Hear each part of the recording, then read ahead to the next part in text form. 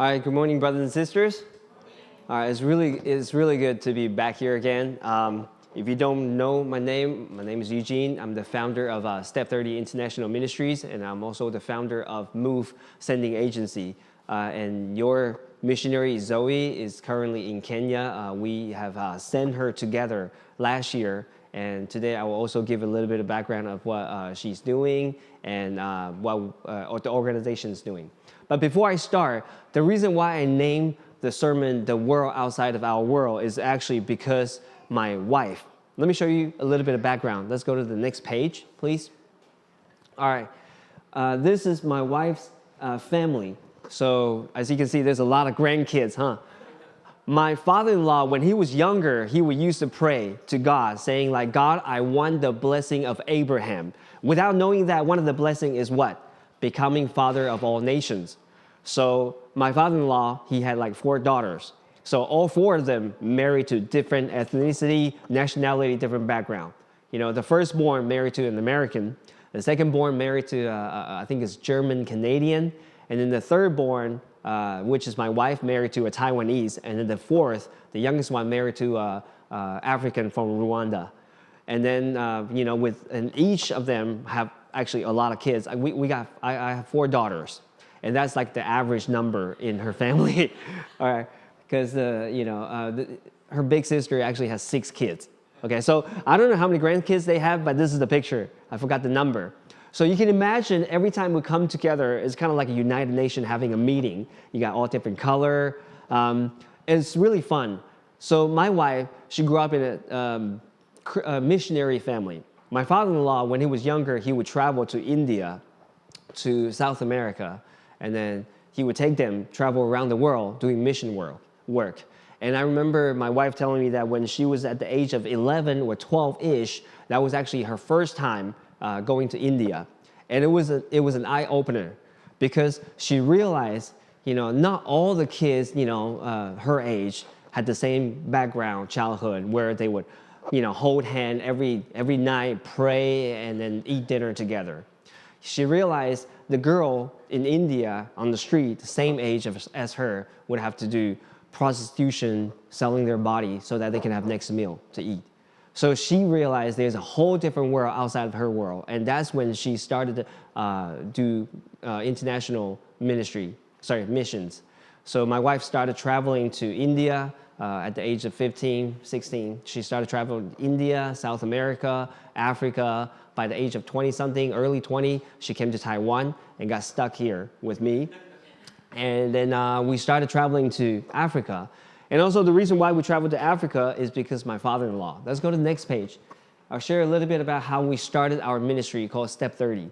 Now, when my father, about 13 years ago, was traveling to East Africa, Kenya and Uganda, doing house church movement, he started to realize they need education, they need clean water, so he started building wells, he started building schools.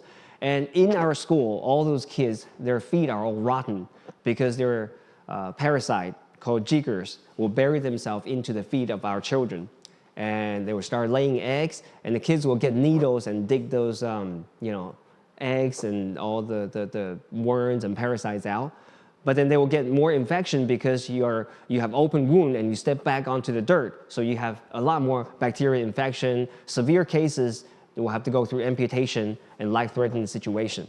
So I heard of this story. I heard of this situation. And I thought to myself, in Taiwan, we got tons of secondhand shoes that are good, used, but very good shoes that are just sitting around in everybody's cover. So I actually put out a poster writing 旧鞋救命 in Chinese. That means old shoes save life, okay? And then I sent the poster out and it got reposted 10,000 times or something.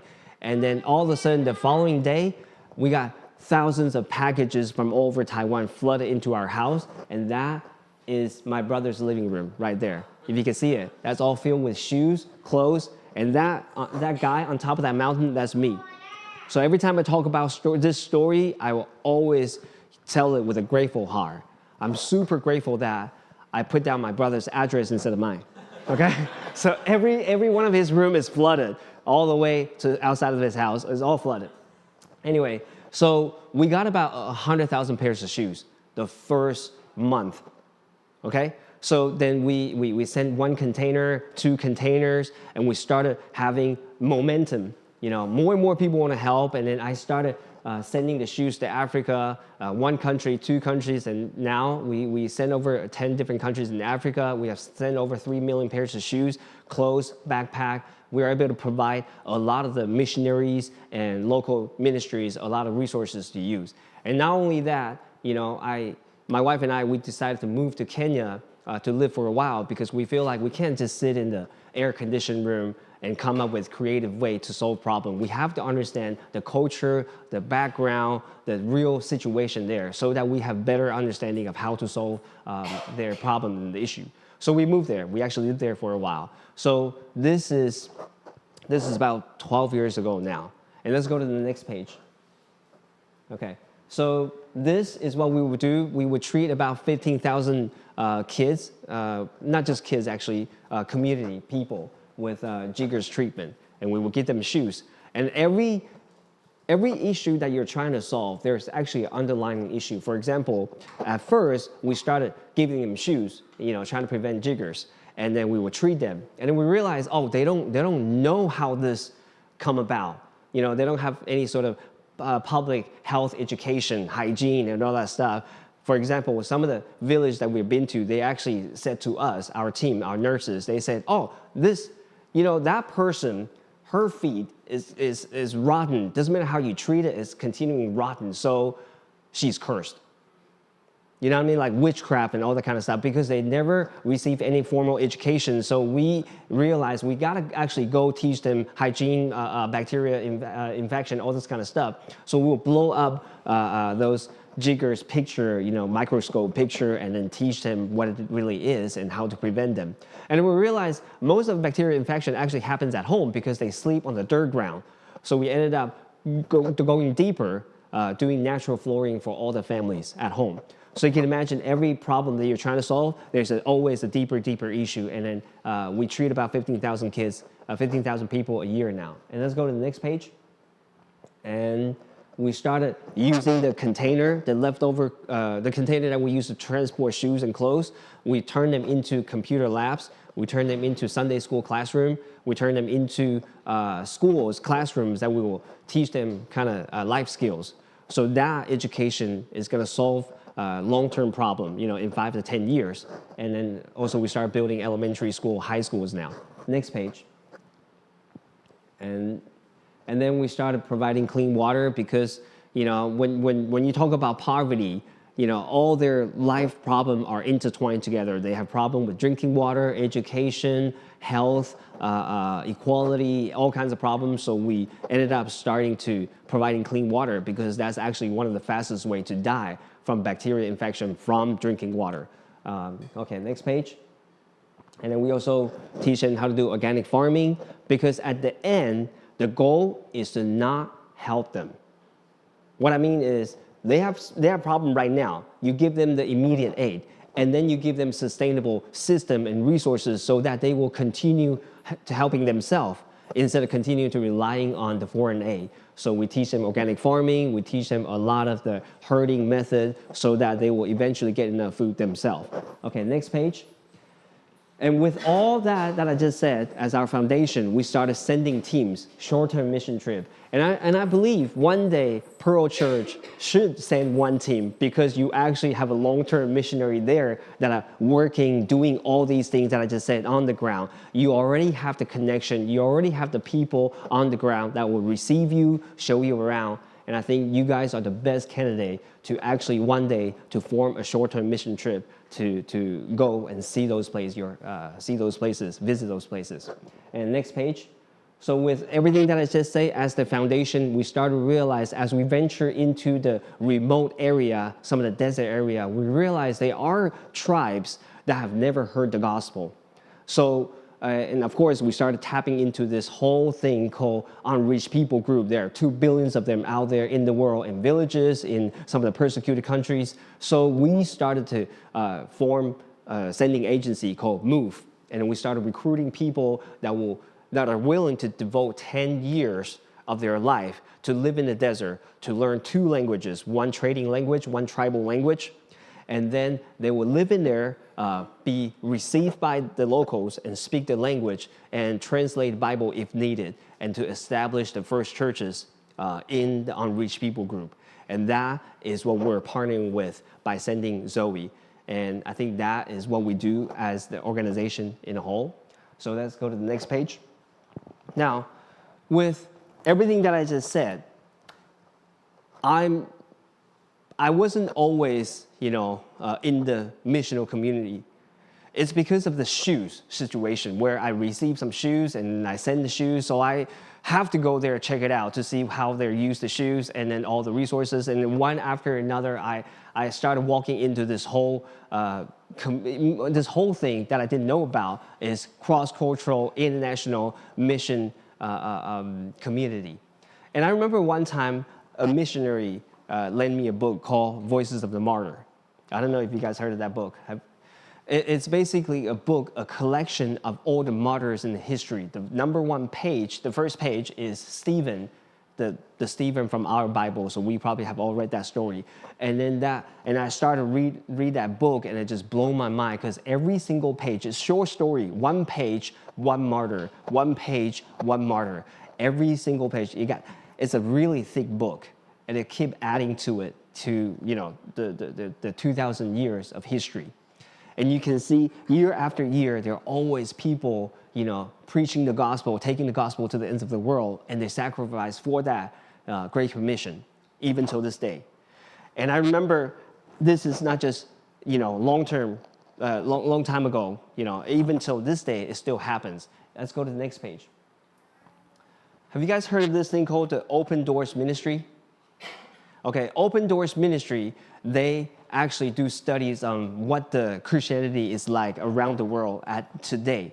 And this is their report from last year. And you see the orange area, the red area, those are what we call the persecuted countries, the most severe. They will always rank the number one top persecuted country for Christians to the 50th.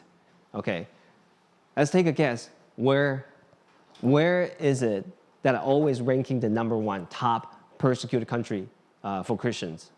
Do you guys know? That's right, North Korea. And let me ask you another question.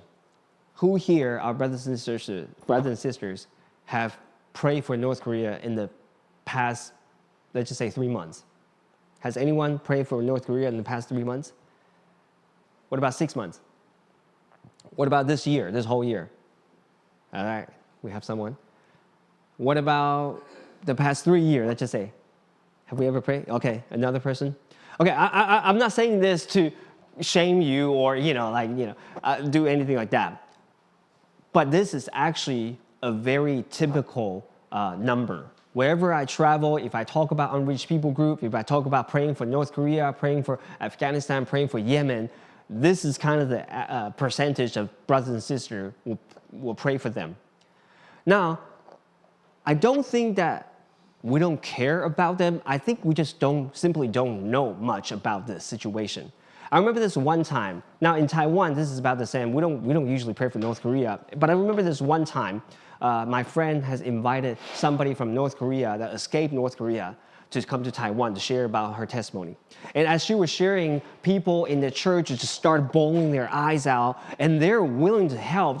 What do you need? Do you need money? I'm willing to give. What do you need? You need prayer? We want to start this whole prayer warrior thing just to pray for North Korea. And I feel like people do care when they hear stories of brothers and sisters, being caught simply because they hold the Bible in their hand. Their whole family is in prison because of their belief. When people hear that story, we are willing to help, to pray, to give, to do everything that we can to help our brothers and sisters or missionaries in the front line. But a lot of time we don't pray, not because we don't care, it's just simply because we don't know.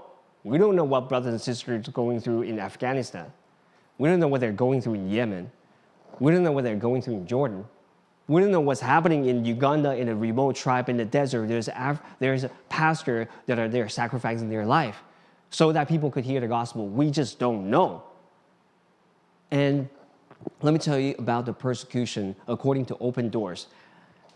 everything that I just said about missionary taking the gospel to the ends of the world, that's not ancient history, because just in the last 12 months, 4,476 Christians were killed for their faith. Just 12 months. In the past 12 months, there were 7,679 churches and ministries that were attacked. Just in the past 12 months, 4,744 believers were arrested because they believe in Jesus. This large number, is not accumulation of years, but simply the past 12 months. You got to think about it. There's only 365 days in a year. For 4,000 Christians to be killed, that means a lot of Christians will be killed today because of their faith. And this is happening right now as we speak. So this is urgent. Now, I want to share with you another story. Let's go to the next page. Now, in my organization, we usually have this rule, not rule, but like this practice that we do. I would send all my staff to Africa because I don't want them just to know what they're doing. I want them to know why they're doing it. You know what I mean? Like from if you're an accountant, it doesn't matter if you're an accountant, doesn't matter if you're a project manager, it doesn't matter if you're a laborer, carrying shoes at our warehouse. Eventually, I would love for you to go to the front line to see what we're doing. So I want to introduce you this guy, Jian Hong. Now, he grew up in Taiwan, never been out of the country, lived a very simple lifestyle. If you look at people from the construction side, he'll be one of those guys who will go to work, manual labor work, and go home at night, just drink alcohol with his friends, just simple life, never been out of the country. And one day he changed his job, he came to work in our warehouse. So he would still do manual labor work, but he would carry all the shoes and clothes for the kids in Africa, for those humanitarian purpose. Now he knew what he was doing, the job, he has heard all the stories from us. But when the day came, it was his opportunity to go to Africa. That was his first time out of the country. So he took the airplane with me to Nairobi, to the capital of Kenya, and then we took another smaller plane to go into Kitale, Eldoret, Kitale, to a smaller town. And then we took a car ride, I think it was like 6 hours car ride, to venture into the desert area. So you can imagine for him, everything is so fresh. Everything is like new.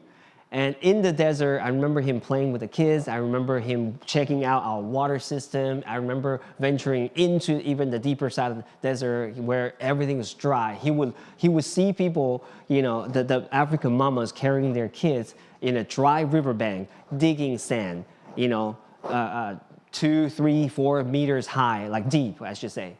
And then he would see the bottom seeking out a little bit of that dirty water, and then he would see those African mamas drink those water, carry some home, slowly, take half a day, just trying to fill up the jerry can. So that night, when we're in the desert, when we're in the tent, we just started chatting. What do you think? What do you think about this whole thing? And I remember Jian Hong telling me that this is awesome. It's awesome, seeing those kids, play with them. It's fun. And it's nice to see that the real situation, the harsh situation on the ground, and see the school that we build, the water that we provide. And I remember chatting, and I just said to him, oh, another thing I want to tell you. Those kids that you were playing with today? Half of them will die in the next couple of years. He said, what do you mean? I said, that's the statistic. About 40-something% of the kids would die before the age of 5 in this area. That means half the kids that you were playing with today will die. And his response shocked me because he started bawling his eye out. He started crying. I never seen him cry before because I always remember him as the guy who, the tough guy carrying stuff in the warehouse. He started bawling his eye out. He was telling me, no, we got to do something about it. We got to do something for these kids. And I said, what do you think we do?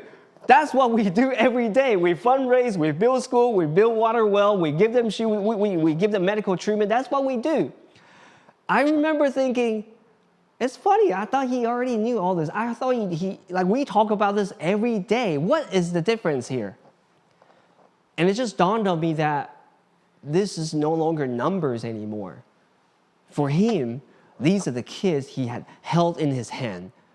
He could recall their name. These are real people now. And that's the difference. And I was thinking back, as Christians, us reading on those statistics, 4,400 believers will be killed this year, even possibly next year. Yes, 7,000 churches will be destroyed. But if we really think about it, those are our brothers and sisters persevering for the sake of the gospel, so that the Great Commission will actually come to pass, so that there are people in the desert will one day hear the gospel, so that they will be able to receive salvation. And if we don't see them as number, if we truly believe these are our brothers and sisters, we would probably kneel down and cry out and pray for them. We will probably figure out, is there any way we can kind of support their work? Is there any way we can give them money? Is there any way we can just help them somehow? I think if we see past all these numbers and see the real life, I think that's the natural response that we will have, just like Jianhong.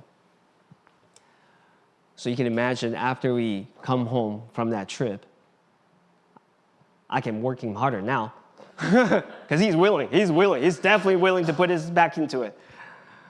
And I think I have the privilege to travel around the world to see a lot of mission work, not only in the desert in Africa, but also in the richest places in the world. I remember, let's go to the next page. This is before Meta changed their name, is Facebook. I think a lot of you guys probably know Silicon Valley. I traveled there. I went to a lot of Chinese churches to preach there because we had some Step 30 events in Silicon Valley area, in the Bay Area. And I remember going to different churches to preach. And they would take me to Facebook, Google, Apple headquarters, just to check things out, just to see it. And I remember thinking, man, this has got to be one of the wealthiest location in the world. And as I travel to different Chinese churches, I never feel like I have any sort of prophetic gift until I went to the Chinese churches there. Like I would go into a church building and be like, let me guess, you're an engineer, right? How do you know? I'm like, oh, everybody is engineer here in the Chinese churches. And everybody works for Google, Apple. That means everybody is living a very comfortable lifestyle in those Chinese churches there. And I remember talking to one of the pastor's wives. She was telling me that everything that we talk about in our church here is work. Best university that we need to get our kids into. And how do we get a promotion? I just bought a new house. Everything that in the cell group, everything that we talk about is like, we have such a comfortable lifestyle here. And I said, those are good. Those are blessings from God. We should count our blessing and be grateful for it. But we also need to be careful. Because I said Christian lifestyle is kind of like, a boat in the ocean.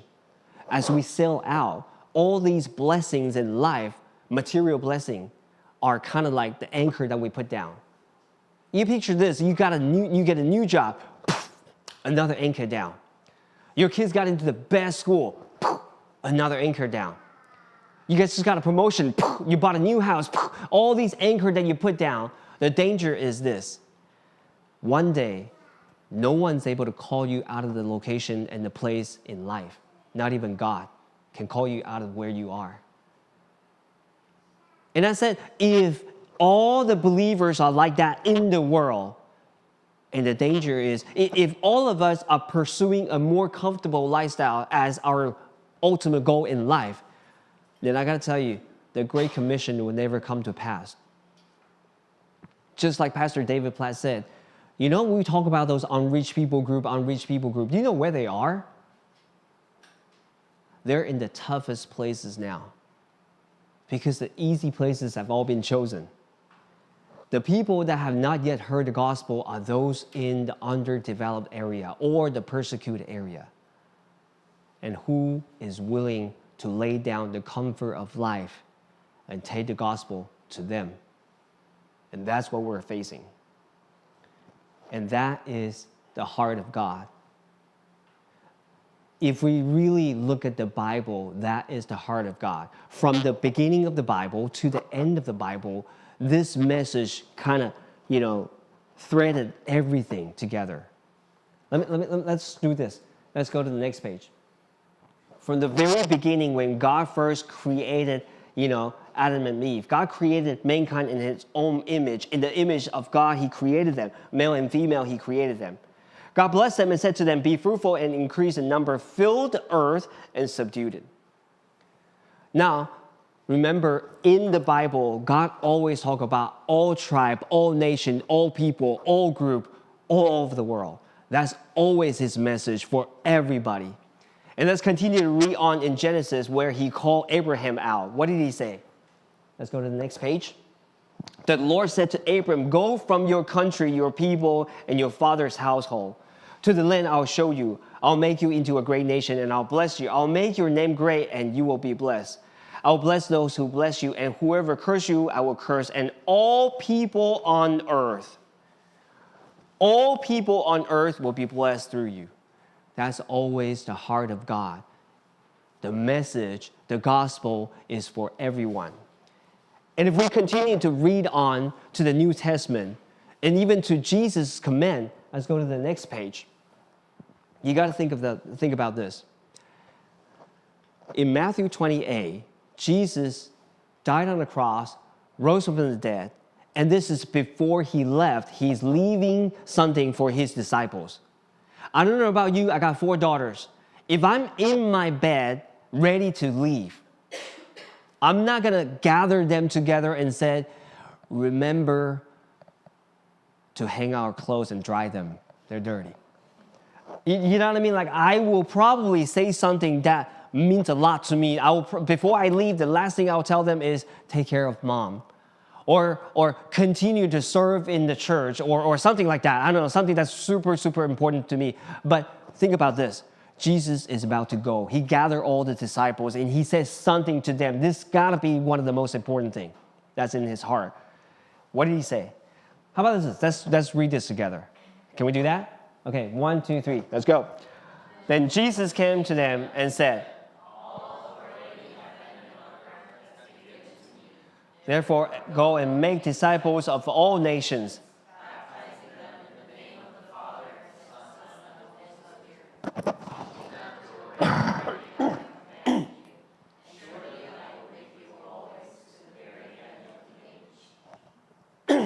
This is the last thing Jesus commanded his disciples, to make disciples of all nations.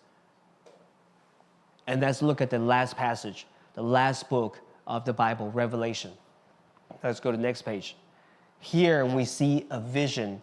After this I looked, and there before me was a great multitude that no one could count, from every nation, tribe, people, and language, standing before the throne and before the Lamb. They were wearing white robes and were holding palm branches in their hands. You see this? From every nation, every tribe, people, and language. How is that going to happen? Mission. For this vision to happen, we have to send people, we have to take the gospel to the ends of the world so that people will speak in different language, different skin color, different culture, ethnicity, different background from all people, all nation, all people can come together to worship in. And that needs mission in order for it to happen. So here we go. We see from the very beginning, Adam and Eve, Abraham, the Great Commission, Paul, Revelation. Jesus was also the greatest missionary, venturing into places that have not yet heard the gospel. And that is throughout the whole Bible.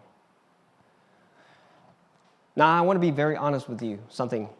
I always go to different churches to preach. Last month I was in Canada. I traveled to about 10, 15 different churches to preach, and I come back to Taiwan, I go to different churches to preach. And it's actually really hard for a speaker to share a message that has not yet been heard. Do you know what I mean? Like, everything that I just said in the past 20 minutes, you probably heard of it. All these scriptures that I just quoted, you heard of it. Like, If you have been in church for more than 3, 4, 5 years, you have probably heard of all the message there is to hear. Yes, people will spin with different stories, different illustrations, different things, but you have pretty much heard everything you need to hear. But I guess the point is, are we actually doing it? I remember this illustration that I've heard, which resonated with me. Like, let me introduce you my daughter, Enya. My firstborn, she's about 11, turning 12 next month. So, she's at that age where she's old enough, she should be able to take care of herself. So one of the constant struggle every single day that I have with her is this. This is our conversation every day. Enya, go clean your room. Every single day. I want you to picture this. I said to her, Enya, go clean your room, and then she actually go in there, close the door, and then 5 minutes later, Daddy, I understand now. I understand you love me. That's why you asked me to clean the room. I understand you don't want me to live in a messy place where bacteria can grow. I understand how much you love me now. What do you think that's going to make me feel? Awesome. My daughter understands the father's heart. That's awesome. And I would, of course, ask, so have you cleaned it? No. What am I going to say? Okay, go clean your room. Imagine, close the door, 5 minutes later, she opens the door. Daddy, I've come up with 5 most effective ways to clean my room. I would say, smart kid, you're using your brain, that's good. Have you cleaned it? No, not yet. Okay, go ahead. You understand my heart. You got, ways to do it. Go ahead. Close the door. 5 minutes later. Imagine she opens the door. Daddy, I now know how to say clean my room in Hebrews and Greeks. I'm like, have you done it or not? It's like, no.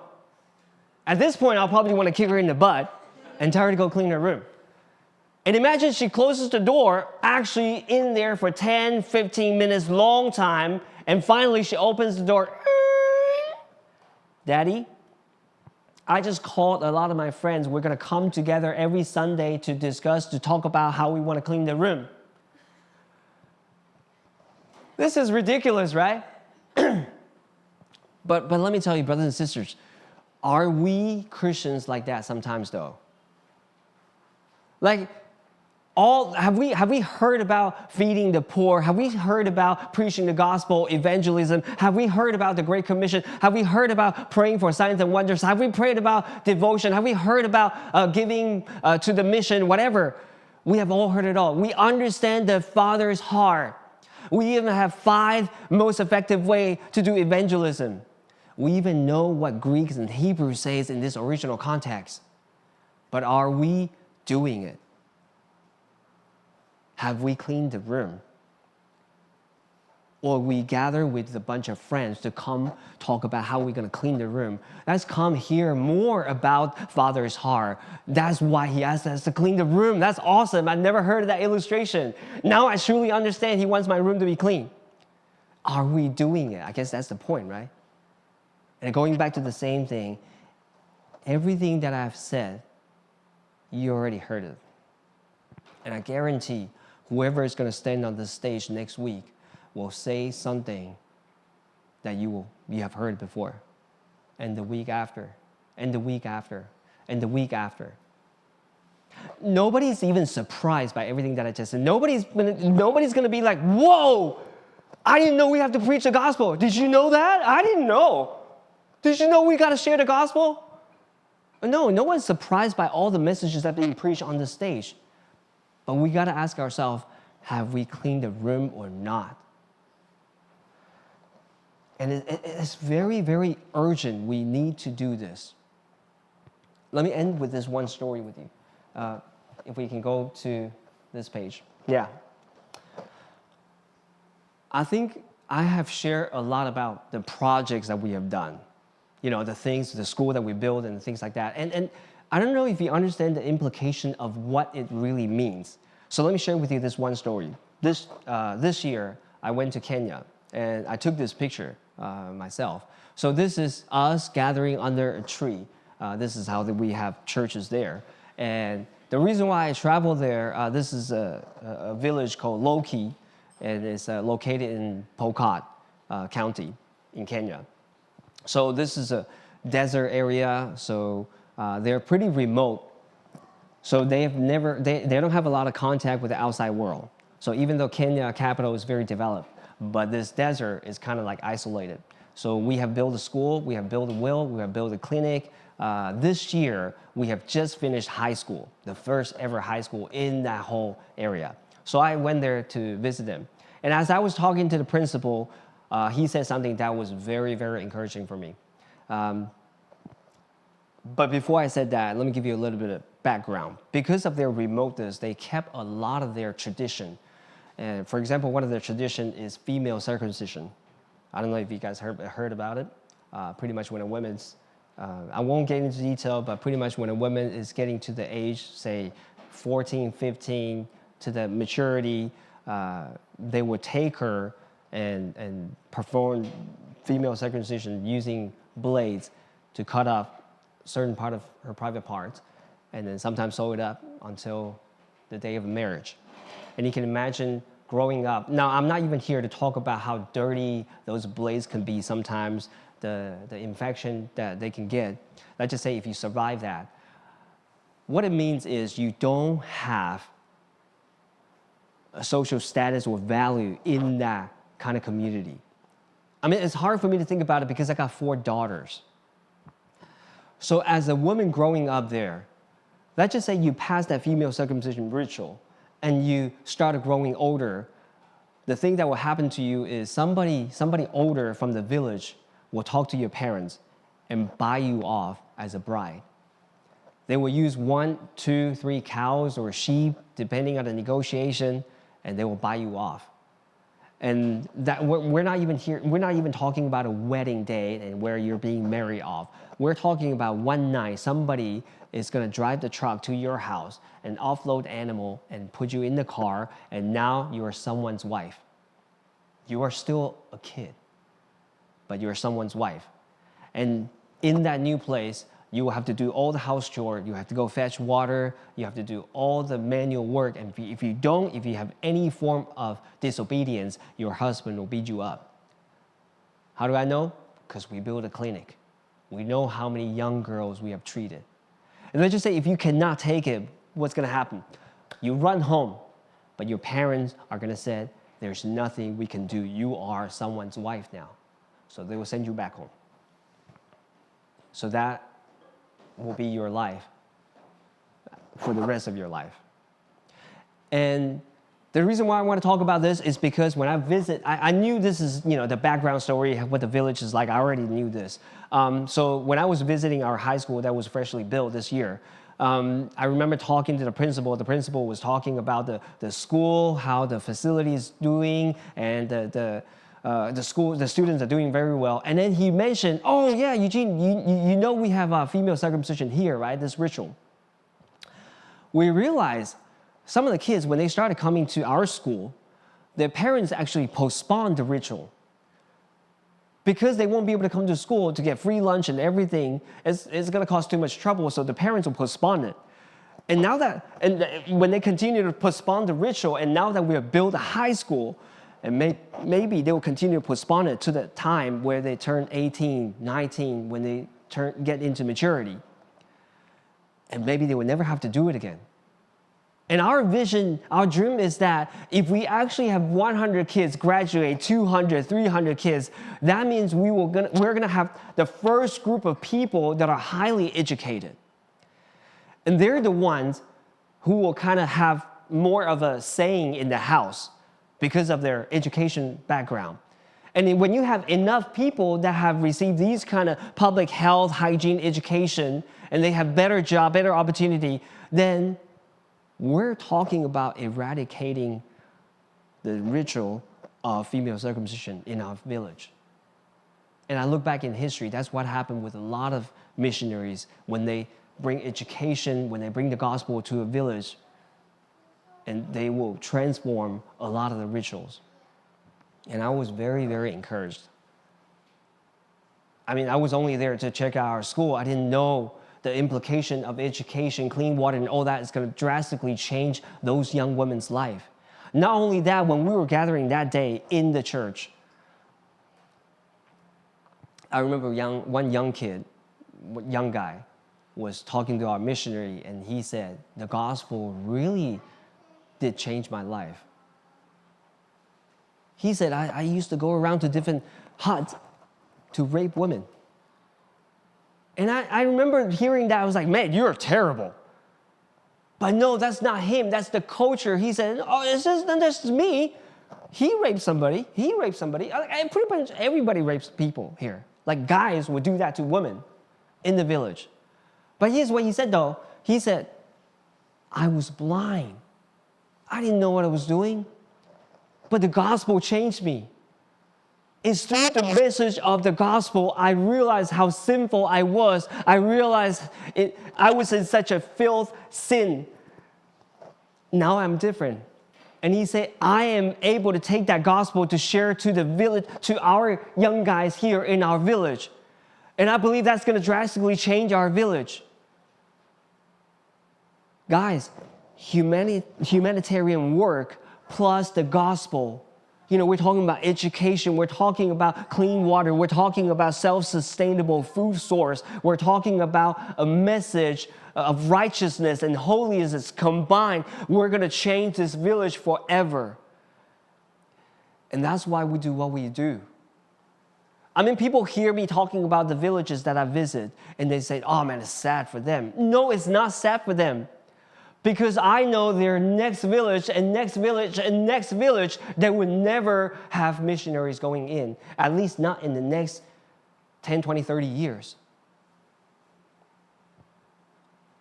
There's still 2 billion unreached people group around the world.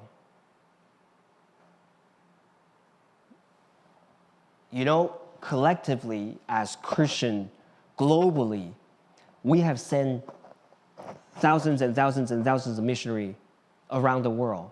But get this, the people that are being assigned to go to the unreached people group, that means the people group that don't have the Bible translation in their language, the people that don't have local church, the people that don't have any sort of media because they're restricted media to hear about Jesus, the people that don't have any missionaries going into their village or into their city. Those unreached people group, we're talking about 2 million of them that they don't have access to hear the gospel. Not because they don't like Jesus, not because they deny Jesus, but simply they just don't have access to even deny Jesus. Those 2 million people, guess how many missionaries we send to reach them? Globally, 15,000. 2 billion unreached people group, 15,000 people. And we're giving, statistically speaking, of course, less than 0.1% of the giving globally is going to the 2 billion unreached people group. That's what we call the great imbalance in the missional community. And when we gather here, I know we love to sing about, you know, all knees will bow, all tongues will confess. These are all good songs, and we come and sing and worship God together. But the reality is, for all knees to bow, we're still a long way to go. For all tongues to confess, we're still a long way to go, because there are billions of them will never have the access to the gospel. And that's why Jesus said, the harvest is ready, but the workers are few. But today, I want to come with a very, very, very encouraging message, because we, the Pearl Church and Move Sending Agency, we are on this.